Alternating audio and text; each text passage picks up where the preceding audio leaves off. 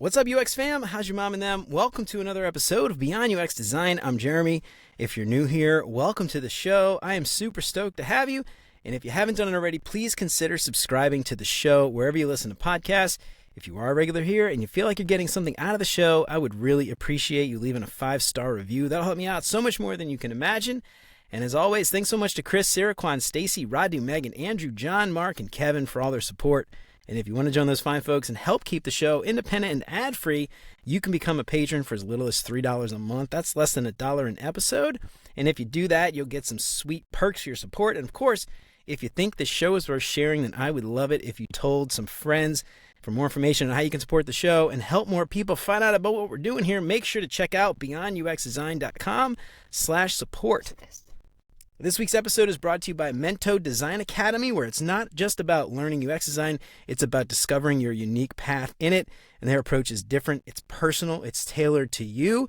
They don't just teach, they inspire students to use their passions as a driving force in their learning. And that is something that I've experienced firsthand as a mentor. I've been fortunate enough to guide students who are exploring concepts that they're truly passionate about. It's not just about following a curriculum, it's about shaping that curriculum around what excites each student. And this approach emphasizes not just knowledge, but a deep love for the discipline. And seeing my mentees grow, apply their passions, and craft portfolios that are genuinely them, it's been one of the most rewarding experiences of my career. So if you're looking for a UX course that's as unique as you are, check out Mento Design Academy. Head on over to beyonduxdesign.com/mento. And just for my listeners, use the promo code BeyondUX200 to get $200 off the course. So join Mento and let your passions lead your learning journey.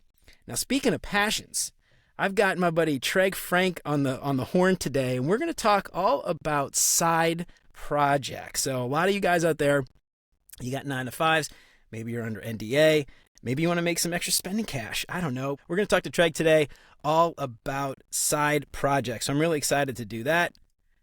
Oh, shit, where's your bio, dude? Where'd your bio go? Where'd it go? Oh, there it is. I got to scroll up. All right. Tregg is a senior product designer, leader, maker, and mentor. And during the day, he works at Stark, making tools for accessible design. And at night, he's building Divinate, a user research tool that eliminates busy work with AI. He also curates a design resource list, and he writes on design at Degreeless.Design. And when he's not designing, he's either hanging out with his wife and toddler, or he's playing electric guitar. Tregg, I'm glad you took a break from those things to join me on the show. Welcome to Beyond UX Design, man. How's it going? It's great to have you here. Yeah, I'm doing great. It's funny, like literally the second you said the word toddler, I heard my toddler start screaming downstairs. Oh, no, dude, I know the feeling. I know the feeling. It's all good, man. Yeah, busy plate, but yeah, I'm passionate about everything on that list, so right on. Yeah, here I am. Right on. Well, you know what? Don't worry about the toddler. I know how it is. This is the beauty of post. We can edit it out. Unless it's really cute, we might leave it in. So yeah, man, welcome to the show. So I read your bio a little bit there, but you got an interesting little backstory. Before we jump into today, tell everybody out there a little bit about you and how did you get into this game? Yeah. So my usual, like, if I'm in an interview, like a job interview, I usually start with like, I got my first job at JP Morgan Chase, but I'm gonna start before that. Yeah, start before that. It feels like it's pretty relevant. Because before design, I was in a metal band, playing guitar. It was like, we were super serious about it. I mean, you know, we were a local band, but it was like, that was the thing I wanted to do. Yeah, I was like super into making music. And through doing stuff for my band, I started like designing our album covers. I started, I ran our Facebook. I found design by chance. So I had a couple clients before I even really knew what design was. I had done design for a national touring act, and like, wow, man, I kind of like started to figure out that was something I liked, and then made that transition because I was in school for recording arts actually, and I joined this Facebook group. It was all these like people who ran studios, and no one wanted to pay them, and they didn't have any customers anyways. So if they had customers, they didn't want to pay, but getting customers was impossible. And I was like, I'm no economist, but I know a little bit about supply and demand, and I'm adding to the supply of these small studios, and there's no demand because everyone can do it at home now. So I changed to design, and kind of the rest is history. So I then went through the whole design program, found UX through that, blew my mind. Ended up at JP Morgan Chase as my first job. Then I went to Startup Land. I went to a direct-to-consumer clear liner startup called Candid. They're actually B2B now. They're not direct-to-consumer anymore. But I did the startup thing, and then now employee 4 at Stark. I've been there for a minute. Joined in 2020 actually, so I've been around for a second. So cool, dude. That's the long and short of it. Yeah, no, I love it. That's cool. I similar to me actually. I was playing music, and that's how I got into design. I'd never been to school. I was actually going for economics, and my band was like, "Hey, we need a website. we need all that stuff." And then I realized, like, oh wait, my friends need websites, and they need album art, and I was like, oh, I can charge for this. Oh, sweet, dude. Maybe I can make a living. That's cool, man. I love that. What was the national touring act you did the website for? It's funny because they literally just broke up like a week ago. Forever broke up. Their name was Issues. Okay. They were I don't know how you would describe them. They have like a boy band vocalist, but they're a metal band. So they kind of do both. Oh, nice. In a very interesting way. Right on, dude. Yeah, probably R&B plus metal. It's very interesting. Yeah, no, that's but cool. I made the designs for a T-shirt for their first EP. That's really cool. Yeah, it's funny because like thinking back on it, you're like, oh man, we're gonna be like famous rock stars. We're gonna make all this money, and then, I can't tell you, like I know so many bands personally from just playing for a long time that like quote unquote made it. And the amount of money they've actually made, I've definitely made way more than them as a professional designer. So I think it all worked out. I think it all worked out. Awesome, dude. Well, I'm really stoked to have you on today. So we're going to talk a little bit about this idea of side projects. It's something, we hear a lot about hustle culture, and we hear a lot about like, the unfortunate need to do side projects. I think what we're going to talk a little bit about today, I want you to kind of talk about this. We're not talking about this to just make ends meet. We're talking about this for other reasons. So why don't you dig into that a little bit first and tell us about this idea when you talk about a side project. What does it mean to you, and why is it valuable for designers to explore? Yeah. I had a professor who he joked that like when your Starbucks barista goes home, no one's like, hey, are you making any lattes tonight? And it's like, no, I did that at work all day. Meanwhile, designers and developers are like, but what are you doing when you're not here? Right. It's such a almost like a trope. It's just like such a common conversation. And I think in some ways that sentiment is true, that like we do overdo it sometimes, we do it stretch ourselves. And there's bad things that come from that. When you talk about hustle culture, it's like gotta grind. And we've seen those like doomer memes recently where it's like I just have to be grinding harder, and it's just like a loop of I just have to be grinding harder. Yeah, man. Absolutely, dude. But I think there are people who make espresso, and it is their passion, and their job is making espresso, but they go home and they have their fancy coffee setup, and it might be different than what they have in the shop, and they do make espresso when they're home. And I think when people talk about looking for someone who does something on the side, they're looking for someone who's deeply passionate about the space. And I think if you feel like you're called to this space, that probably is something that intrigues you, to find something that feeds you creatively. But I also I wouldn't say that it's ever like required. If you are in an established role, you're happy with what you're doing, like side projects, like who cares? But I think there's something to be said about doing a side project when you're either not fully happy, you need some creative outlet, there's something you want to learn, there's stuff that you want to try that you can't in your 9-to-5. There's like a lot of various reasons why I would say that it is worth making the lattes at home every once in a while. That's a great analogy. I love that. I actually do. I used to work with, it's funny, a barista. He's actually going to be on the show soon. Cool. But he was a barista. He actually opened coffee shops, and then he got a job as UX designer. And he was a UX designer, and then he'd go home and he would make espresso. So he was actually like, he would do like latte art and stuff. He would practice latte art. Anyway, yeah, Justin Crease, he's gonna be on the show soon. Cool. So anyway, dude, I want to talk a little bit about your journey. So you've got, we mentioned Degreeless a second ago. You're obviously working at a startup. You were at a bank before. Tell us a little bit about like that side project journey for you, and how'd you end up getting into, your side project hustle? Is it because you loved that proverbial espresso at home, or was there another reason why you started to do it? Yeah, there's a few things that led to it. My first real side project that I've launched was Degreeless, and that was, I'm pretty sure it was the week of Thanksgiving in 2018. They had this little hack week. I think it was through Product Hunt, where it was in a week launch a product. And I was like, that sounds fun. And I had just come out of school, so I went to school for design, and I realized that there's a lot of your education when you go to school for design is stuff that's available to anyone ever, if you know where to look. And the problem is that having it curated for you is part of the value, part of what you're paying for. The other half is the connections and also the actual mentorship from good professors, if you're lucky enough to have a good program. And that's hard to replace. But the actual information, I had that fresh in my brain, and I wanted to give it to people. So Degreeless was how to basically learn design without a degree. And it was just everything that I had collected going through design school for 4 years in one place. And there was that, the touchy-feely side of that. I want people to have this information. But there's also the reality that I was working at JPMorgan Chase at the time, and I knew a few things were true. I could not take anything home with me. It was literally not legal for me to transfer things from my work device to a personal device. So I could not have sketches. I could not take photos of whiteboards and stuff to take home. I could take documentation for work purposes, but I could not ever put that in my portfolio. They own that stuff, and they will not let you show it. What you can show is screenshots of the live product. There's an asterisk of whether or not the things I was going to work on would ever ship.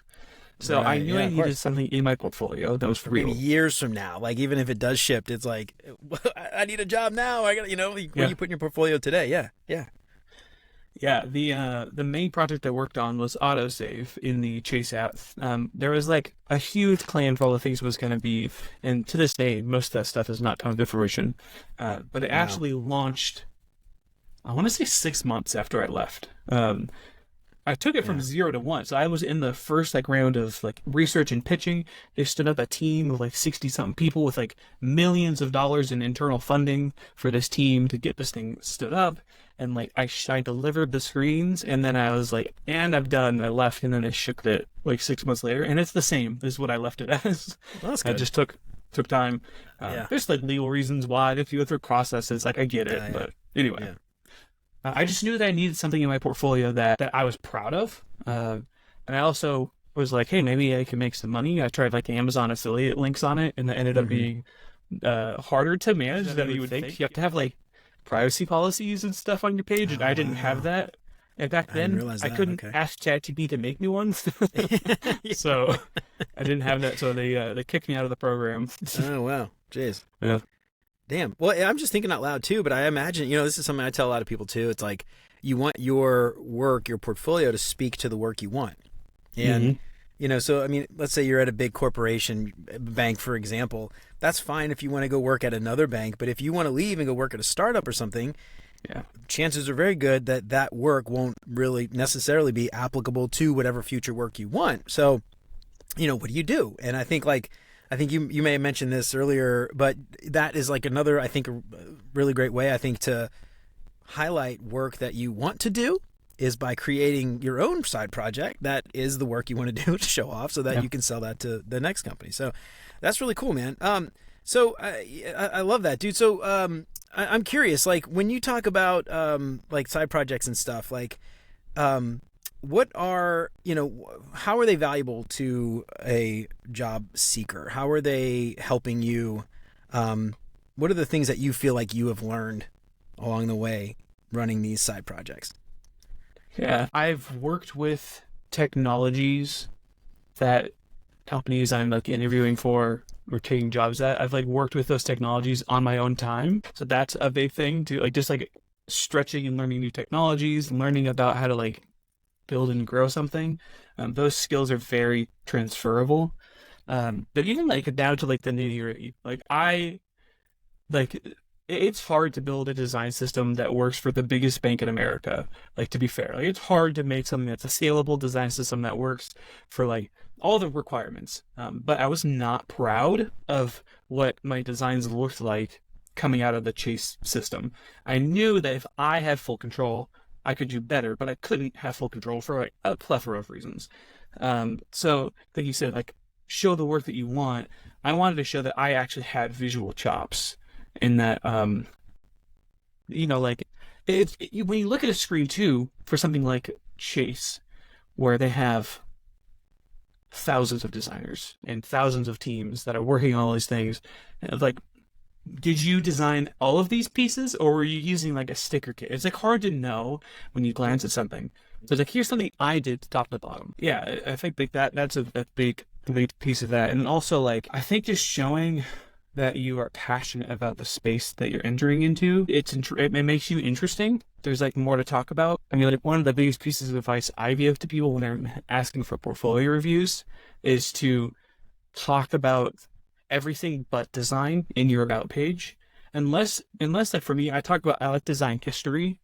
That's like not something I would ever talk about like in a case study about like, an X-ray application that I made for some start. Like, it's just like not something that comes up. So I talk about that, but like, talk about the things that make you interesting. And so if you have a side project, if you like working with bands, if you like doing, band websites or t-shirts, having something where you talk about that makes you more interesting. And now I know that, like, not only can you do design, not only do you have chops, can you move fast, and you're passionate about the space, but also like you're someone who I could have in my Slack for 40 hours a week to talk about things other than design. And like, you're a human beyond like, beyond pixels. Like, you like hiking, so you make a side project about hiking. So now you've told me a few things. You can do design. You show me work that you want. Maybe it relates like, oh, we are working on a mobile app and you designed a mobile app, even though you're 9 to 5, you're doing a web app. And also, like, you have passions and interests, and people might even hang out with you. You might have some friends, which actually is like a big deal. Yeah, absolutely. And I actually I'm glad you give that advice, because I give the exact same advice, which is show off your personality. I can't tell you how many people, and it's funny, I actually had somebody on a mentor session once from ADP List tell me that they were afraid to put their side project on their on their portfolio because they didn't want this company they thought it was going to like hurt them in some way. And it's funny because I was just like, well, would you want to work for that company if that company didn't want you to have a side project? Like why would you want that? Why are you trying to impress that company? Like, and I think that's something really interesting that you just kind of brought up, is like, use the side project as a way to show your personality. Mm-hmm. And I think it's one of those things, like, I tell people this all the time, is like, we have more power over our jobs or the jobs we are willing to take than I think we often assume. You don't have to take an offer just because somebody gives it to you. Right. Be self-selective if you can. I mean, obviously not everybody can, and some people, need the money. But if you can be more selective, I think this is a really great point, is using your side project as a way to show off your personality, to weed out the companies that you wouldn't want to work for in the first place. I mean, if, to your point, like, if somebody saw that, like, I made, t-shirts for bands and was like, no, they're not serious enough. Like, I don't think I would fit in that place. Exactly. So, yeah. I think self-selecting in a way is a good thing in a way. Like, if that's who you are, and a company doesn't want that, then you probably don't want to work for that company. I understand, like you said, like, if you have a family and you need a check, do what you have to for a while. I've done that. I took a job at there's a couple of jobs I didn't mention in my career path. I took one that, like, I loved the people, but it was an agency, so not really my vibe. But I was like, I can stick it out through the pandemic and do this. And then I ended up landing at Stark, which was like a dream job. So, like, I've had those moments where, like, you take what you have to. I had another job where I have Degreeless was an active side project. I have a list of side projects on my page. I talked about my side projects in my interview. I talked about them actually multiple steps from my interview. They're in my resume. And then I launched another side project after having accepted the job. And they were like, why do you have a side project? And I'm like, that's weird because all of these things on my website are side projects. So I would say, like, do not be afraid to show them, and also be like really clear that like I do side projects, and they are a very intentional thing, if that's something you like. Some companies don't want you to do stuff outside of your 9 to 5. I personally think that's absolutely ridiculous. I don't think they can own your time. But if you're like early stage startup, like if you're employee 5 or 6, and it's like, hey, we're trying to make this thing happen, and then you're also trying to make something else happen, I kind of understand the inclination, but I think it's out of their purview. So yeah, I am totally with you on that. Yeah, like who are you to tell me I can't do this after my, you're not paying me. Why does it matter? I totally agree. Here's a good question though, because that is a concern. How are you going to find time to do your work when you have this side thing? How do you manage this? So you've got a full-time job. You had a full-time job before working at Chase. I imagine that was probably a lot of hours too. How do you manage this side project versus real, I almost said real job. I hate to scratch that. I'm going to scratch that from the record. It's a side project from your normal 40-hour full-time gig. Yeah. Any tips, tricks? This sounds like the most like hustle bro thing, but like if you say that you value something, but then you never spend time on it, do you actually value that thing? So for me, I value my family. I value hanging out with my son. Got a second son on the way, and I will value hanging out with him just the same. Thank you. 2 boys, man. I got 2 kids, 2 boys, and woo. Yeah, man, they're rough. Yeah, we need liability insurance. Seriously, it makes for an exciting after hours. I'll tell you that much. Yeah, exactly. But I value that. So, what I do, my schedule looks like I wake up really early because I don't have a choice anyways, because that's when the kids waking up. But I wake up really early and I start work at 7:30 to 8. I try to work at 7:30, and then I go till 4:30, which is like an early cutoff. But when you do the math, it's a good chunk of time. Start at 7:30. That's a long time, man. Yeah, from 4:30 till about 8 o'clock at night is family time, and that's like sacred time. Don't touch it. And because I value that 100%. And then when 8 o'clock comes around, I have decided, I actually just posted about this yesterday, on paternity leave, I had a lot of time to think while like you're holding the baby and he's napping, and you're like playing Super Smash Brothers or whatever on your Nintendo Switch as he's sleeping. That's when you have the first one. I'm sure the second one is going to be a very different story. But you just let them leave. You leave the second kid alone. You're like, yeah, I'll be all right. They don't even help. They'll survive. He's made it this far. But yeah, so I had a lot of time to think, and I started to realize a few things. One, when I joined Stark, I was like, I feel like I could be an employee 4, and that's exciting to me. And at the time, I was like, I want to be a founder, but I don't think I have it. And so that was what I was comfortable with. That felt right. And I've enjoyed that, and I've learned so much. And I work with like one of the coolest founders of all time, Kat Noon. Awesome. She's awesome. So much to learn from her. But through paternity leave, I was like, I think I want to be a founder. I think I have that in me. And so that's something I value. And so from 8 o'clock until whatever time, I work on side projects. And so that means that I'm not playing video games most of the time, and I'm not watching Netflix. And I'll turn on a YouTube video if it's one that I can like play in the background while I work. But otherwise, it's like the thing I value is that I want to be a founder. Like I said, I want that. And if I feel like I have that in me and I don't try, I don't push myself to do those things, then not only am I cheating myself, but also like I'm not living my values, and that's incongruent and something that would drive me crazy and burn me out. Like if I was like, I have this ability and I can do this thing, and then I was like, but I'm gonna chill, that would be the worst feeling for me. And that's, I think, a piece that's missing in hustle culture is like, if you don't have that at all, if you're like, I would actually love to get a job where I can just show up and then leave, that's nothing wrong with that. Awesome, actually. Do it. Matter of fact, I go to the companies where you can definitely, that's an option for you. We'll put them in the show notes. I heard Yeah, recently exactly. rest invest. That was something that I've heard someone say. So like you just hang out and just get vested and you just like do the bare minimum. I've heard retire Yeah. in place. And there's no, and it's interesting too because like what you were just mentioning before, it's like this is something that like could be it could be a phase, right? Like maybe right now in your life, like I just had kids or something, or I just had a life event, something happened with my parents, whatever, my partner, who knows. I just need a break. I just need to get paid and I just need to chill and get my money and do the, check out at 5 o'clock or 4 o'clock, whatever, and just focus on other stuff for a little while. And then at the same time, like, there is nothing wrong with at some point, maybe later, like I want to hustle and I want to do this thing. And so I think the thing that really irks me, I think, about the hustle culture is like, oh, if you're not doing it like me, then you're a loser, man. That kind of stuff. Right. Like it really drives me crazy. And I really appreciate I wouldn't consider your perspective hustle bro culture by any means, but I think that's the thing. Edges on it, but I have some realism. It's your passion. I mean, I think realize that's the big thing. Like people listening, I just want to take away. It's like if that's not you, cool, man. It's all good. Like there's nothing that this episode is not meant to encourage anyone. I think you would agree with this, Tregg. Like it's not meant to encourage everybody to go hustle and do side projects. It's for the people who are interested in it and want to do it. Yeah. And we're going to provide some tips and resources. So speaking of time, this is something that I'm kind of curious about.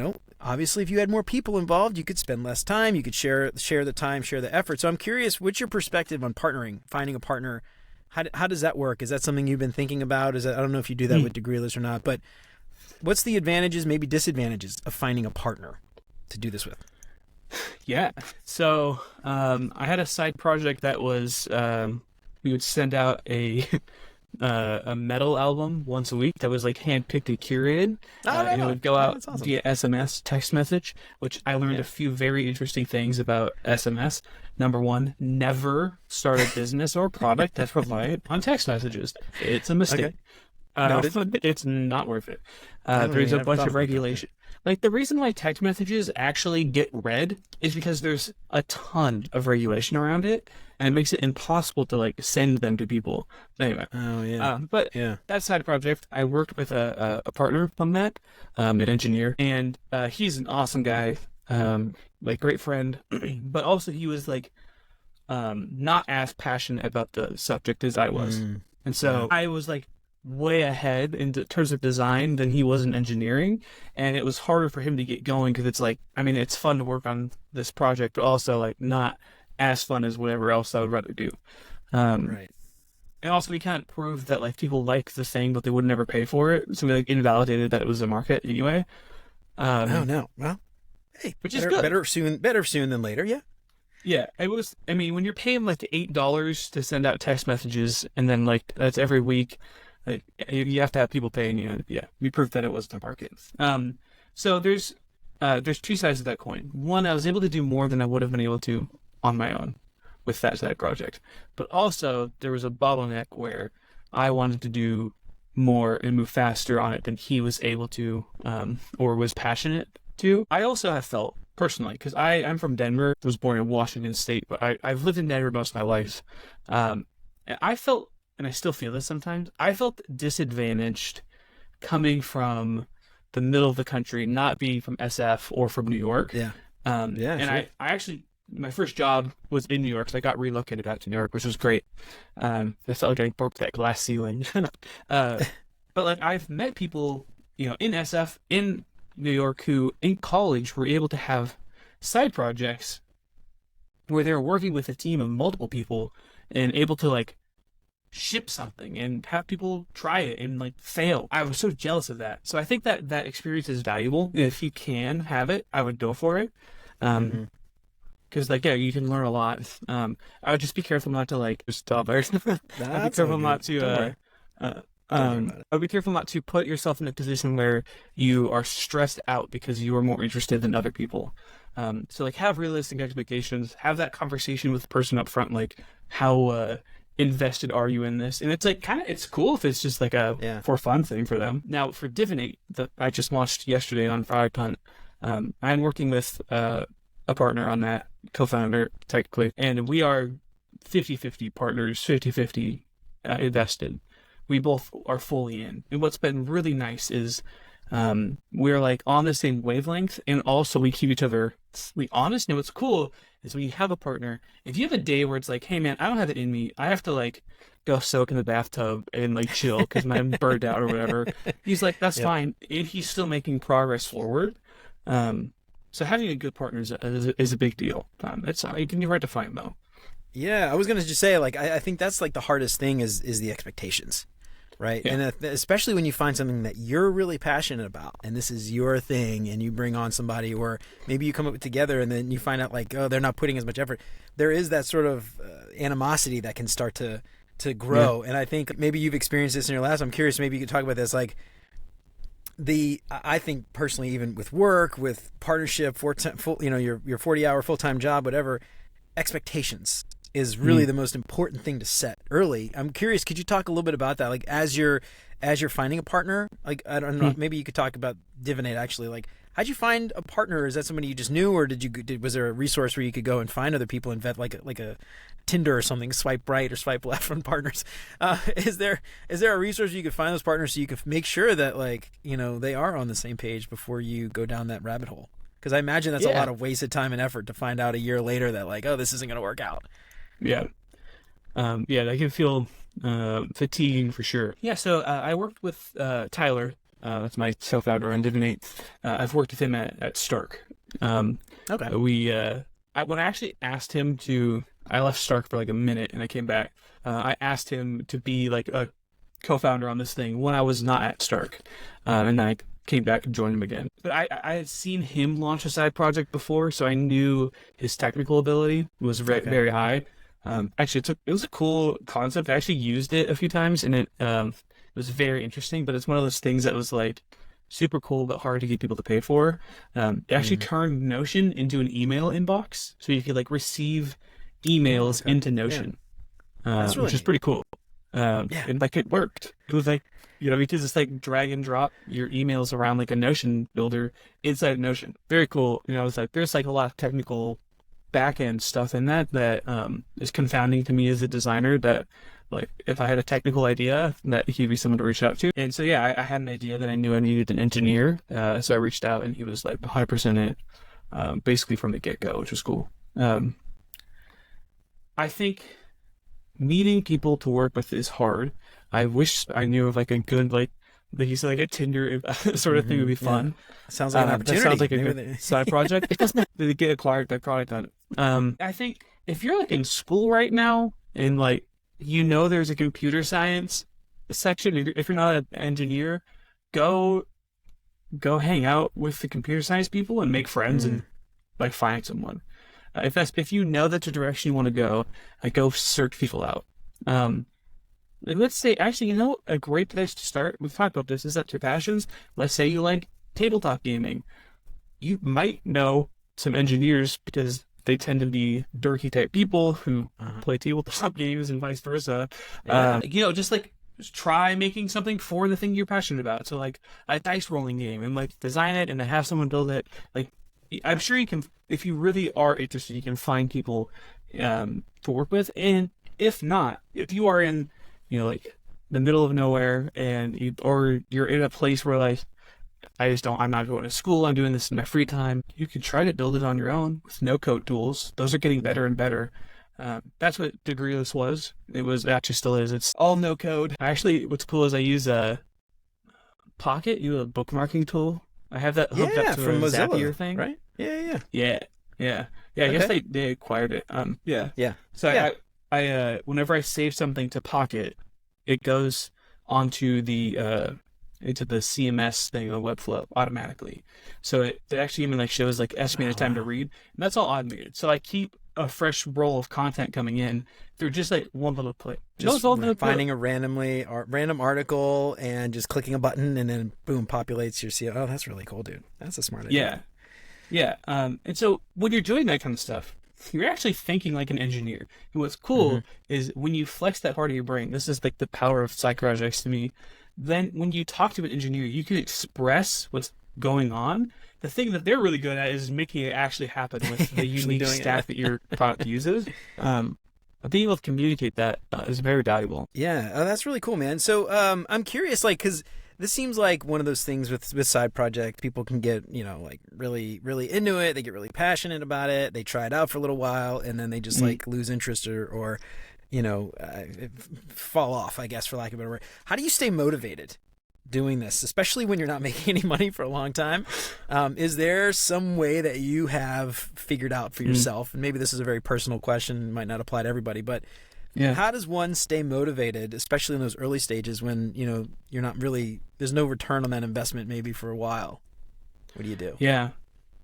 It's a good question. I don't know. That's why I'm here, man. I'm full of them.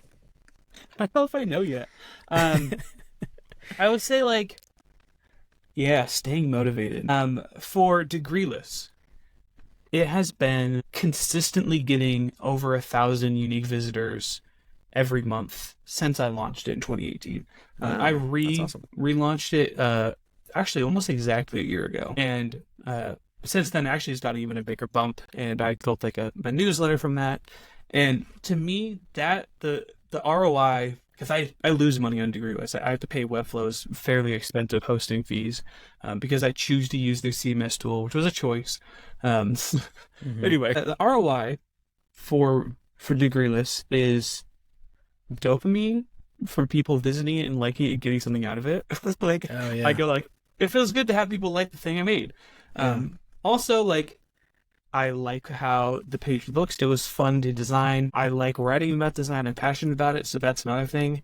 And then also, probably the biggest potential cash return is it builds my network. And so, when I applied to Candid, they had seen Degreeless, and they had shared it around internally. And I didn't know that they had done that when I applied. So it was I kind of already had an in. So I had connections in the industry. I had connections to the team because they'd seen the work I'd done. And since I've met even the Design Buddies hosts. Yeah, Grace. Grace. Grace. Yeah. So I'm going to pause. Yeah, go ahead. Dude. I don't want to come off like I forgot her name. That's all right. So even Grace from Design Buddies, when I met her at Config, she's like, I used Degreeless when I was learning design. And that was so cool to me because I look up to Grace because her community is huge. Oh, I know. She's great too. It's a freaking nature in building community. I don't know. I have felt the pain of building community. That's part of my job at Stark is talking to the community, getting to engage. It's hard. And she's I don't know how she does it. She's second nature. Yeah, she's actually on the show. We recorded an episode a couple weeks ago. She's going to be on soon. Oh, right on. But talking about basically it's and this goes to what you're talking about, making LinkedIn fun. Because she's trying to I don't know, bring dancing back to LinkedIn and stuff. LinkedIn, that's kind of her thing. But she's it's incredible. Well, that's really cool. She had used she used your app. That's great. Yeah, that's really cool. And it's a huge because part of it is I didn't make most of the content that's on Degreeless. It's a curated list, but I have very intentionally curated it in a way that's from top to bottom. I'm going to take you from really basic stuff to the more advanced things that are clever defined. So I said, that's I made the site, it's curation, but I didn't make most of the content. But there's still something in me that's so appreciative of when people get value out of that. That it does something for me. It makes me feel good about myself.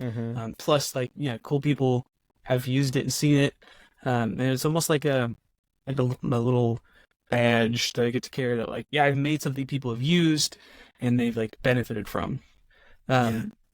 Now for Divinate, which is an actual business we're trying to start, it's a B2B SaaS product for user research. Staying motivated there is, I don't know 100% because we're still so early. I think I like building stuff and I like people who build things. So I'm building something for people who build stuff. So that checks off a lot of boxes to stay motivated. But I also know what my ambitions are. And I think like I said, if I don't work towards those things, that'll be a disconnect. It'll be incongruent and I'll feel worse for not having tried. Okay, today we launched yesterday. Today we have 0 paying customers. We have 30 something people who have gone through the process of making an account, and we don't have a free tier because It's expensive for my AI tools. And we're bootstrapped. Yeah, I imagine, yeah.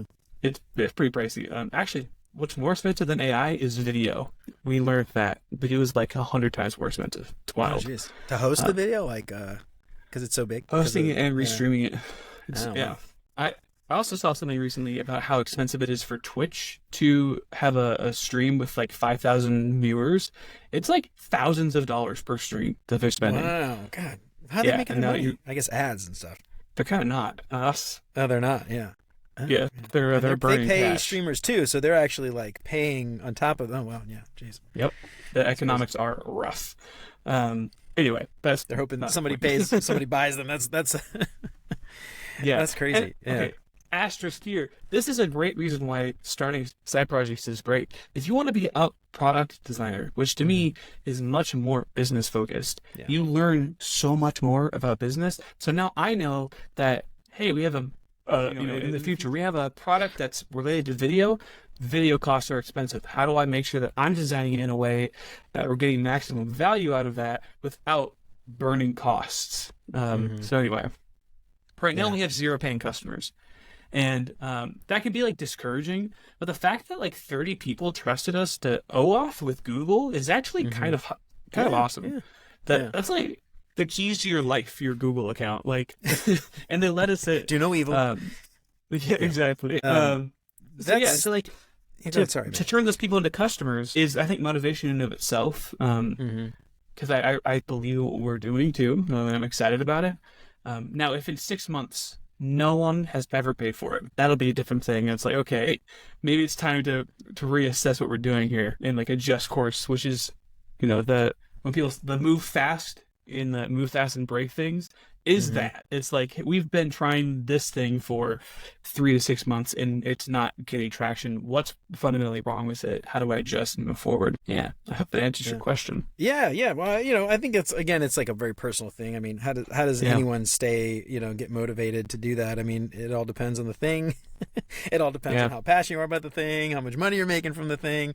And I think everybody's going to have their own stuff. I will say this though, with like the likes or the people downloading and stuff, like just from the podcast, this is a personal anecdote from my perspective. Like it's very easy to fall for that dopamine hit where 1 week, you're like, oh my God, 1,000 downloads in a day. And then the next week you're like, wait, 300 downloads. Like, what the hell? What did I do wrong? Like, did people not like that guest? Or what about this was like, and you end up trying to chase that. And, it's hard for me, especially like it gets kind of demoralized. It almost has the opposite effect if that goes away.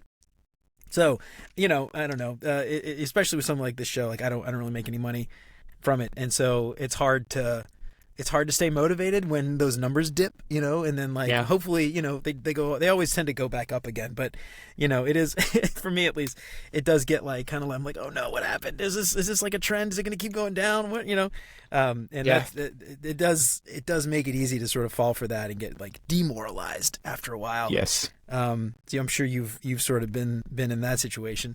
So I'm curious, for anybody listening out there, like thinking about doing this, I'm curious, have you thought about any traits that an effective, we'll call them side hustler, and traits of an effective side hustler, what kind of things, if you feel like you've got these personality traits, maybe what you might make an effective side project founder, I guess.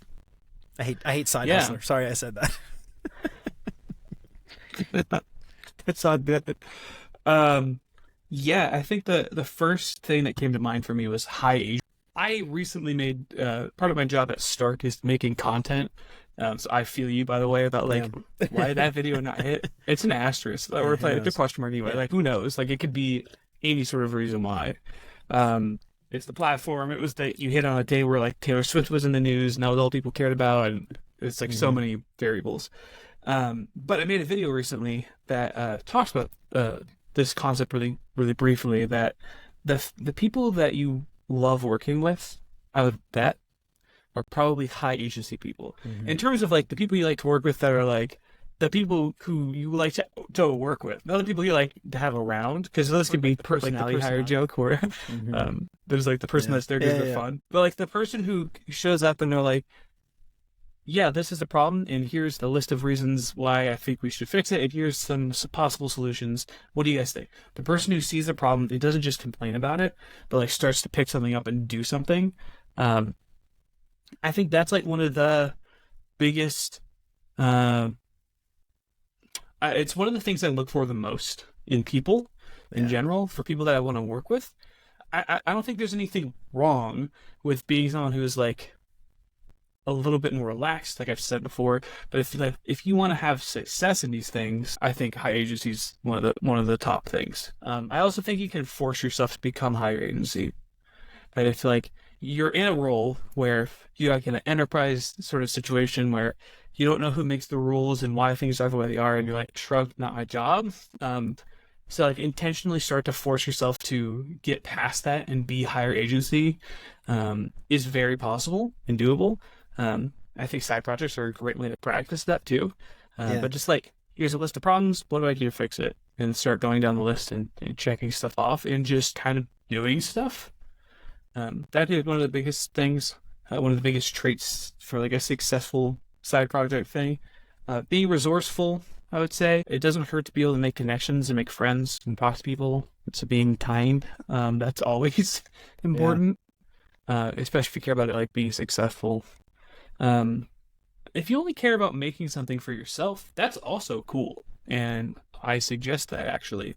Like I record music and release music, and I haven't released a song since my son was born, but for obvious reasons. Like I've written and recorded stuff on my that's the free time that I find. But like my monthly listeners on that are zero. Like it's literally for me. And that's also okay. It's cool to do stuff because it's creative, and that's fine. Yeah, absolutely, dude. Well, speaking of high agency, one of the things I was just thinking about as you were talking too is from a job hunter's perspective, right? Or sorry, from a how do I word this? From a hiring manager's perspective or recruiter's perspective, seeing that on there shows me that you're self-motivated, that you can do stuff without having someone to be like constantly on you. You're passionate about something and you have that agency. And to me, I think that's like just a wonderful thing to kind of show off, even if you are like looking for work. And, again, it's one of those things like if a company doesn't like that and doesn't appreciate that, then it probably isn't the place for you to begin with. So, use that as a way to kind of weed those companies out that want a follower or a sheep to just sort of do as they're told. And not have someone that's going to actually like have that agency and ask all those questions that they might not be prepared to answer. Yeah. I love that answer, dude. That's good. All right. So I'm curious, when we talk about like these people ready to go off, so they got these traits, high agency, they're ready to do it. What are some pitfalls that you may have experienced that you think people should watch out for, so they can, maybe not fall for those same things? I would say like manage expectations when you're launching something.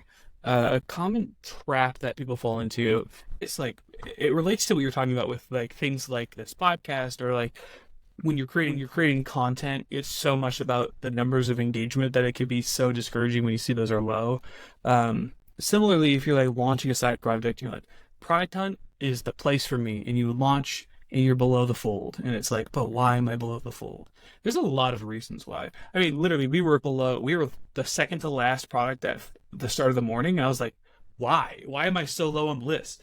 We ended up climbing slowly. We started off like at the bottom, we got up to like number 17, which is like pretty good for us. And if I put all my stock into that launch, I would be in a very negative place today. I'd be like, oh, we were supposed to get all these customers, and it was supposed to have, millions of hits, and I was supposed to get the top, but I wasn't. Well, also, if you look at the companies at the top, a lot of those are venture-backed. A lot of those have marketing machines behind them. The top product yesterday was a marketing product, so they marketed it really well. Imagine that.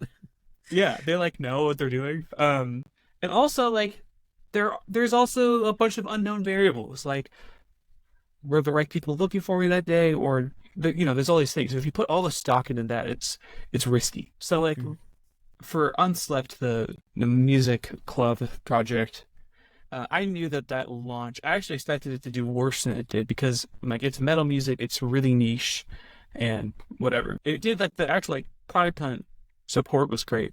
But the conversion from I saw it on product hunt and uploaded it to I became a member was like one person, maybe 3 total out of however many thousands saw it. So again, manage expectations. You can't put all your stock into that. If you actually want something to be like successful, you have to be on the horn for the thing all the time, constantly. And like, I'm sure if you like, I'm sure you know about podcasts. Like the average podcast, average isn't even the word. It's like 98% stop after 20 episodes. Only 2% make it past that. I think that's the metric. And like, it's low. It's very low. Yeah, very few episodes is the average. Very few episodes go that long, and which means if you're able to be consistent and keep showing up, that like the chances are that you might get something. And like, I mean, I definitely have seen those podcasts where there's like thousands of episodes of me going for years and they don't have any listeners, but they just do it for them. Like that's fine too. But there's something about like showing up and not putting expectations on the launch. My mentor actually rephrased launching yesterday as like a launch is a celebration of the start of something, not about like the end state. So when you like launch your product, it's like I have started this venture, and it's you can't put all your weight onto that one thing, especially if you want it to be a business. If it's like a newsletter, obviously you have to keep writing them, but like day one launch might be a great way to churn or to get some interest. But yeah, can't put your weight in it. And I also would say that like everyone starts a consumer product for their first side project, and consumer is hard and expensive. There's a reason why most consumer startups are venture backed, because you have to have cash to bring people in most of the time, unless you're just an amazing growth marketer like Kita Beer, who was able to take like a polling app from nothing to being acquired by Discord. But what you don't see is that he's burning hundreds of dollars in server fees into this inefficient system because he has some money to burn on it. So consumer is really hard to start with. Yeah, that's the other thing. Like maybe look at some B2B stuff if you want to build a business for a side project. Yeah. So is that what you guys are I guess doing with Divinate?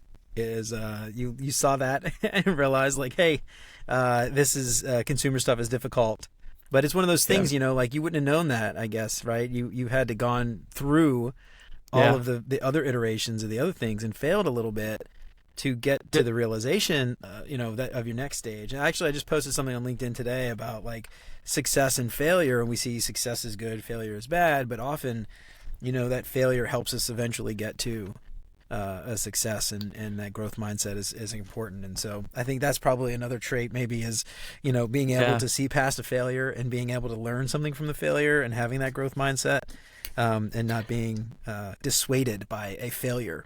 Even if it seems really big, it's an opportunity to learn.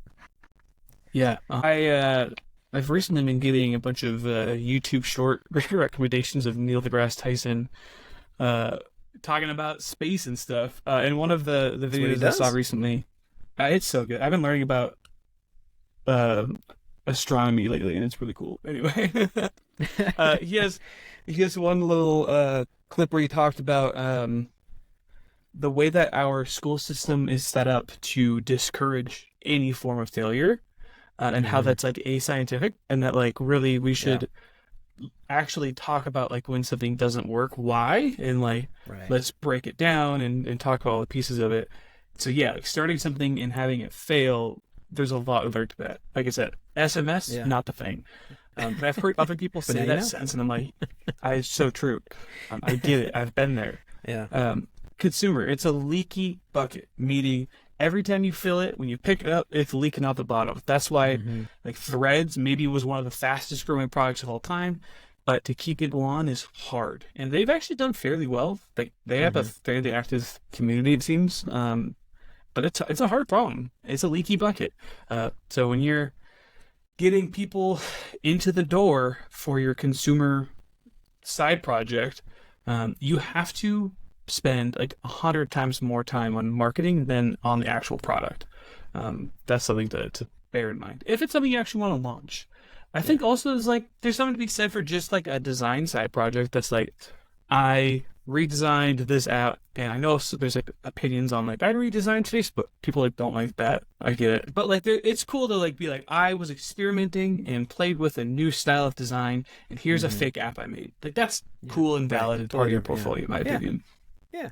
Yeah, it's all about how you position it too, right? And again, like kind of going back to like setting those expectations.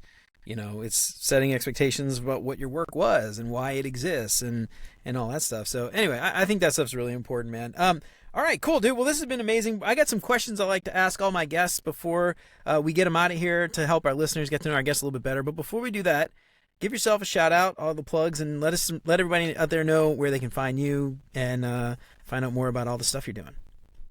Sweet. Yeah. So I'm on Twitter or X, which I will never call it that. It's funny because I'm on every once in a while I'll just check in to see if there's a notification or something. But I refuse to go to X.com. I just still go to like Twitter.com. Twitter.com. just so they can see the analytics. Just so somebody can see. Sorry, go ahead. When you authorize apps, to this day, it still is Twitter blue and the Twitter logo. They haven't fixed it everywhere still. Anyway, it's ridiculous. That's beside the point. Jackasses. Whatever. So I'm on Twitter at Tregg Frank. I post about accessibility, about design. Sometimes you'll see me replying to tweets about music and metalcore specifically. I also talk about side projects like Divinate. So it's TreggIfy. That was a character I had in MapleStory back in like 2007, and it has stuck with me. And then Degreeless.Design, that's like Degreeless.Design, for a huge list of resources. It's curated, like I said, from beginning design, understanding typography and color, to like actual heuristic analysis stuff, like super advanced topics. Cool. There's also lists of books I personally recommend and have at least flipped through and learned something from. So there's that. There's also a newsletter attached. And then Divinate, which is a B2B SaaS thing. It's for user research. It costs money. So it's for like teams doing research. I'm not sure if your audience is the one for it, but check it out. I'm proud of the landing page. I think it's some of my best design work. Get some inspiration from the landing page, if nothing else. Yeah, divinate.co. Right on, it's like awesome. Divination, but with an E, no shun. Sweet. Yeah, and we'll put all that stuff in the show notes. So if you want to check out Tregg anywhere, please check him out there. All right, man. First up, what is your favorite non-design book? My favorite non-design book. I had a huge bookshelf next to me. That's what I'm looking at. Okay. It's good. It's a good place to put your books. It's a before. Let's see. In the past couple of years, became a reader. And so when I was growing up, I didn't read very much because I always had a hard time finding books I was interested in. And what I've learned as an adult is I just didn't like young adult books. And I didn't know that. So like I should have just picked up like an adult fantasy novel and just like figured it out. Yeah. But I didn't. I didn't have that. Like no one sat down and told me. So I've been reading a lot recently. That's the other thing. At the end of the day, I always take time to read. That's instead of like Netflix or whatever. I sit down and read for like 30 minutes. I think my favorite book I've read in the past couple of years is the one coming to mind is Ender's Game. Actually, really good. I mean, I've heard the book is good. I've only ever seen the movie, but I've heard that the book was better. I mean, everybody says that about the book, but does anyone ever say the movie was better than the book? I don't know that anyone's ever said that. Very rarely. I've heard people say that about The Shining. If you don't that's funny. His style. But yeah, and then it's funny because Stephen King has said that like the movie was nothing like the book, and like they ruined the book.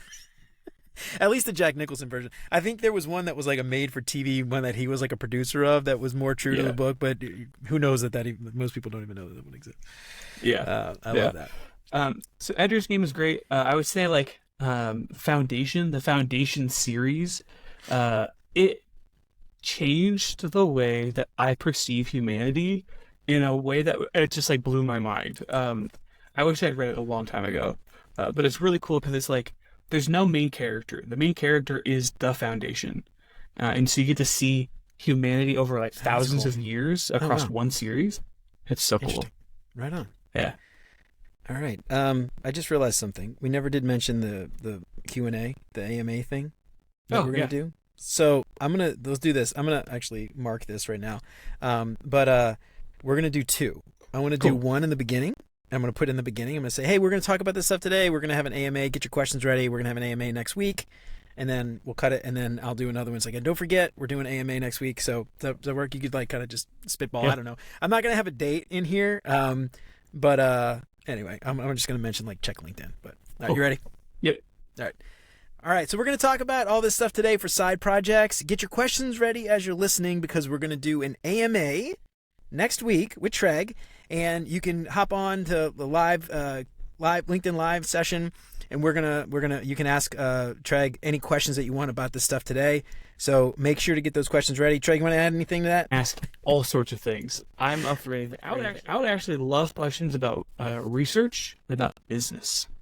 Research and business. There we questions. Go. All right, cool. So yeah. keep a listen, keep an ear out today as you're listening, and don't forget, following week, this is going to be out on a Tuesday. Next week, keep an eye out on LinkedIn. Follow me on LinkedIn and also our newsletter. Sign up at beyonduxdesign.com, and we'll send out some alerts there. We'll send out some emails there so you can learn more about how to sign up and all that stuff. All right, cool. All right, and then we're going to do, what did I say? All right, so this is my first one, dude. You're my guinea pig. I hope you don't mind. That's great. So we're going to figure this out. All right, cool. All right, man. So don't forget, everybody that is listening so far, if you're still here, awesome. Next week, we're going to release this on Tuesday. The following week, when this comes out, we're going to have Tregg on, and we're going to answer any questions. You just said a second ago, research, I think, and business. Is that what you said? Oh, I forgot. Yeah. Is that what you said? Any sort of questions about business, conducting research, how to get people to actually care about your research. I'm super interested in all those sort of questions. So awesome. And then make sure to check out beyonduxdesign.com/questions or beyonduxdesign.com/AMA. Either one. I'm not sure yet. I haven't made the page, but when this comes out, one of those pages will exist. And if not, I'll have the other point to the other. So you could use either of those URLs. But beyonduxdesign.com/questions or beyonduxdesign.com/AMA. And you'll be able to ask those questions ahead of time. And then when we get Tregg on that Thursday after this comes out, make sure to check out LinkedIn, and we'll have an event there. You can sign up and RSVP and all that business. Cool. All right. Okay, that was it. All right, and then I'm going to go into the questions. Cool. Let's see. All right, dude. Next up, what is your favorite non-design podcast? Oh, man. Favorite non-design podcast? I think most podcasts I listen to now are not design related. Right. I listen to a lot of comedy podcasts. I'm looking at my list. What have I recently listened to? Ooh, I like Rob Walling. He's a B2B SaaS guy. So if you like talking about bootstrap SaaS, that's a good one. I've never heard of that. Bad Friends podcast is really good. That's Bobby Lee and Andrew Santino. What's the one that I always listen to if it comes up? I like Cody Ko. He has one that's called Insanely Chill. Oftentimes he'll have like his wife on, and they're just like kind of chilling and talking. But if you like YouTube creator type stuff, that's a pretty good one. Yeah. Those are I love those. They're just like kind of hanging out. I was telling somebody recently, like I like to listen to podcasts while I'm washing my dishes. So, after dinner and stuff, maybe my wife's bathing the kids or something. I don't know. I wash the dishes, and it's got to be something relaxing, or not relaxing, but just light, because it's like there's so much noise on people yelling and screaming in the background. I got to have an ear out, so I can't really pay attention. It's got to be just something. I don't know. I could listen to music, but I like listening to random podcasts. Sorry, what were you going to say? So when I do the dishes, I listen to Intentionally Blank, which is Brandon Sanderson and Dan Wells, the two authors, talking about. It's kind of about nothing. So I don't know if you know who Brandon Sanderson is. He's like one of the best-selling fantasy authors. Okay. He actually, I think it was last year, he did a Kickstarter, and it was the largest funded Kickstarter of all time. Wow. That's impressive. I think it was like $55 million in funding. Good Lord. What was the goal? Way less than that. Oh yeah, imagine like $1,000. That's awesome, dude. Oh man. But it's cool because he sells his own books online, and you can buy a signed copy. And so the whole premise of the podcast is he sits there and signs the opening sheets, and it's like so mindless that he has to sign thousands of them. So he's like, might as well record a podcast with my friend. Oh, he just talks while Yeah, he's just signing books while he's talking. That is really cool. What do you do with the extra millions that you make on? I guess you get to keep it, right? Is that how that works? You get to keep it? Yeah, they did a bunch of stretch stuff. So they delivered a bunch of books to people. They had the thing was he wrote 5 extra books. He's known for his output, so he writes a wild amount of books. He wrote 5 secret novels that he didn't tell his team about, and then like surprised them during the pandemic, like, hey, I had extra time because I wasn't touring and signing books, so I wrote 5 more, and so it was like did this rollout. I wish I could do that. I could barely write one. All right. What is your favorite meal? This could be something you've cooked, something your grandma used to cook, something you had at a restaurant somewhere. Favorite meal? So my favorite meal to cook, my favorite meal that like is in our family's rotation is fried rice. And all right, it's like my personal specialty. I make it good too. I don't do like, it's not like a Panda Express fried rice where it's not really fried rice. Like we do it real. Like I make rice. I'm actually making it tonight. I made rice yesterday. Okay. It's like a whole 2 cups of rice and just goes right in the fridge. And the whole point of fried rice is it's supposed to be leftover cold, dried rice that was once cooked. Right. Because otherwise it gets all mushy and gummy. Yeah, exactly. Got to be cold and dry. Yeah, dude. Yes, you're doing it right, baby. All right. Yeah. Got a wok spatula for Christmas, and like I feel like I'm chef back like cooking up the fried rice. So I love that. I love making that. It's my little specialty. And the secret is using MSG. MSG is not bad for you. If you eat Doritos and complain about MSG, you're lying to yourself, because that's what monosodium glutamate is. Dude, it's just salt. That's all it is. You know what's funny? A kind of salt, I guess. There's this Chinese place by my house that advertises we don't use MSG. Yeah. And it's so bland. And it's like, dude, just put some MSG in the damn food. Yeah. There's a reason why so many places put MSG in the food. So do you cook a lot? It sounds like you are you the house chef, or does your wife cook? Or do you do all the cooking? I've kind of become that. And I think that the secret that I've told my wife, and she's never had to like do the type of cooking that I do. There's just never been like a thing in her wheelhouse. And what she's like gotten a lot better over the years. It's like if you know what the ingredient tastes like, you can mix and match and make something up. Especially when you're cooking. If you're baking, it's different. It's like a science. Right. When you're cooking, it's just like, I know what MSG tastes like, so I'm going to put it here. Or like, I know like if I use a lime plus this, like, it's going to taste like this. And that's been the secret, is like taste ingredients on their own, and then like just feel free to try things and adjust. And if it's not great, we'll get it next time. That's the secret. Anyway. Yeah, you mentioned woks. Like, my goal, I don't have it now, but like, because I can't afford it. But my goal at some point is to have one of those like big old Viking ranges, like the 70, 80-inch Viking ranges with like 8 burners on it. And I want to have one burner that's specifically for a wok, with just the giant flame with the bowl holder, so you can put a wok in it. You actually get like that really hot wok, like where you gotta be literally like, because mine now it's just like it turns to mush, like nothing actually cooks in the wok. Put too much crap in, it just gets like, it's basically boiled vegetables or whatever. But that's my goal, dude, at some point. So if you support the show, buy the book, donate on Patreon, my goal to you, or my promise to you, is I will buy a fancy Viking range. All right. What is your favorite tier 4? My heartfelt thanks, and a Viking range for me, not you. What is your favorite vacation spot? I saw this question ahead of time. I was like, when was the last time I took a vacation? Yeah, now you got another kid away, dude. It's gonna be a while. Yeah.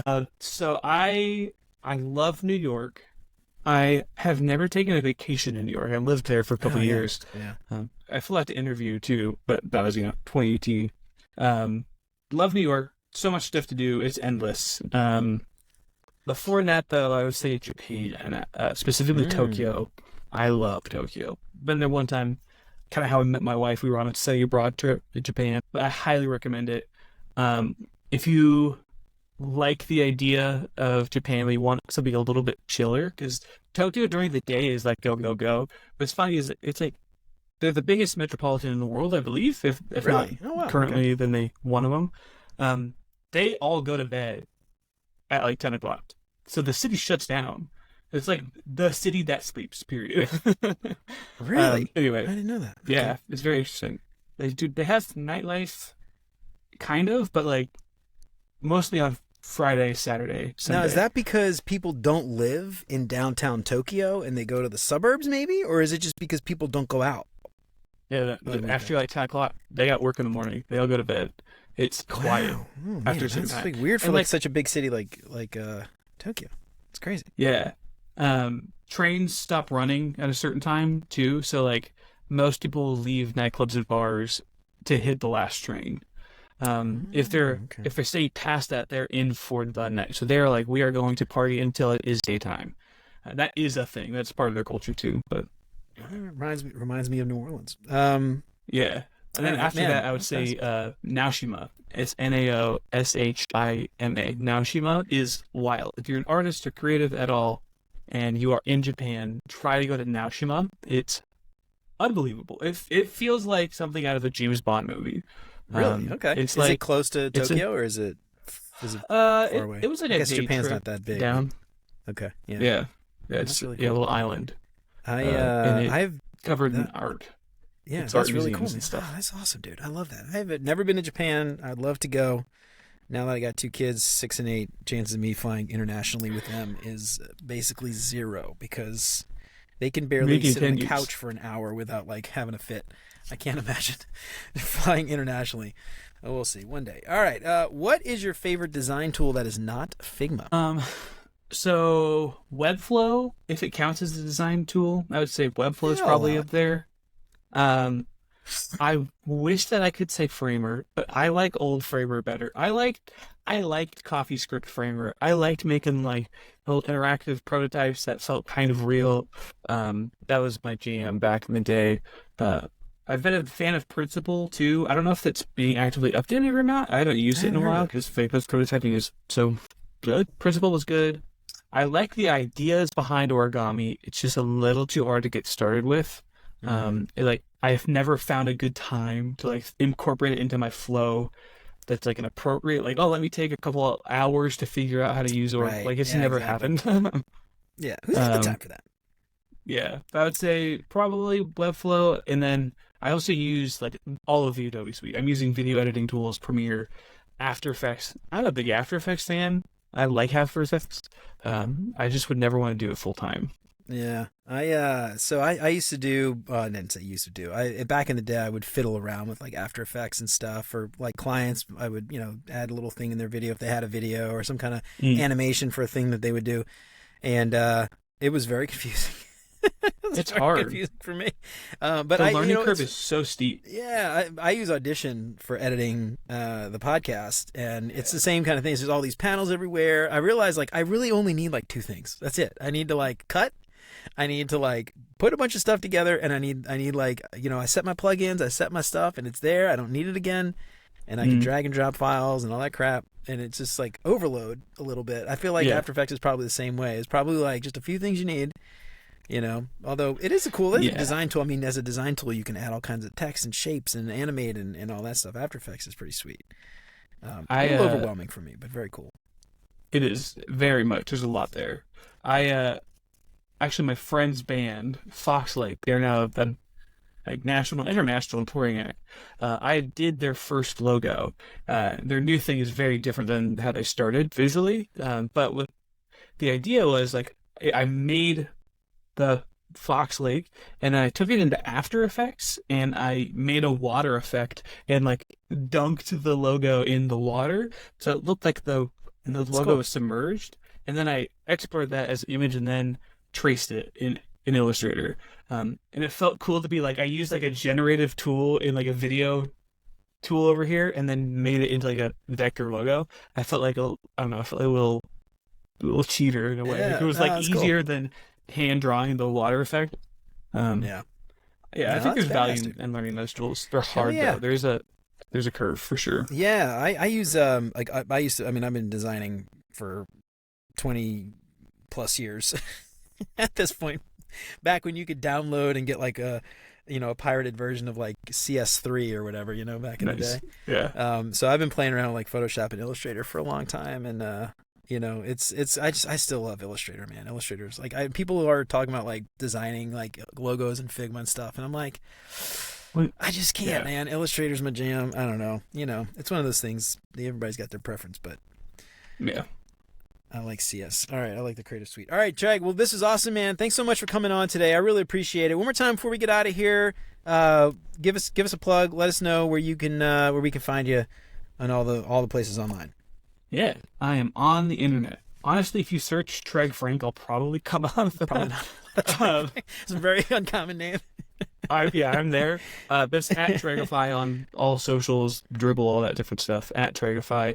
My portfolio is tre.gd. I pay dearly for that domain every year, $100 a year. What top level domain is that? Where's that from? I think it's an island somewhere. Okay, that's hilarious.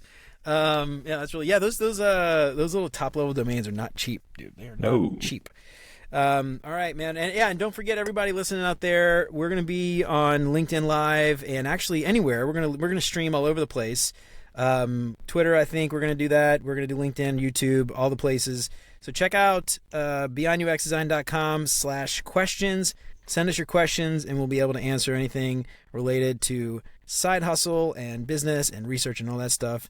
And you could even ask Tregg about his metal band, all that stuff too. I'm sure we wouldn't mind talking about that. But yeah, we'll be there. So make sure to check us out, beyonduxdesign.com. And we'll see you guys next week. Tregg, thanks again for coming on. I really appreciate it, man. Yeah, of course. Thanks for having me.